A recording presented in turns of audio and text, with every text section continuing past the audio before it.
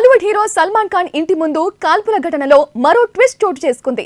ఈ కేసులో నిందితుల్లో ఒకరైన అనుజ్ థాపన్ పోలీసుల కస్టడీలో ఆత్మహత్య చేసుకోవడం సంచలనంగా మారింది. గత నెల ఏప్రిల్ 14న తెల్లవారుజామున ఇద్దరు గుర్తు తెలియని వ్యక్తులు సల్మాన్ ఖాన్ ఇంటి బయట కాల్పులు జరిపారు.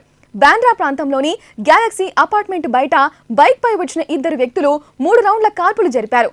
ఈ ఘటనలో ఖాన్ కుటుంబం నివసించే గ్యాలక్సీ అపార్ట్మెంట్ మొదటి అంతస్తులోకి ఒక బుల్లెట్ దూసుకుపోయింది. ఈ ఘటనతో సల్మాన్ ఖాన్ కు భద్రత పెంచారు.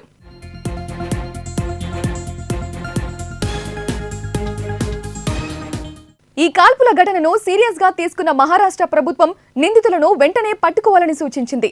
దీంతో రంగంలోకి దిగిన పోలీసులు కాల్పులకు పాల్పడిన విక్కీ గుప్తా, సాగర్ పాల్ తో పాటు మరో వ్యక్తి అనుజ్ థాపన్ ను ముంబై క్రైమ్ బ్రాంచ్ పోలీసులు అదుపులోకి తీసుకున్నారు. వీరిని కోర్టులో హాజరుపరిచిన తర్వాత జైలుకు తరలించారు.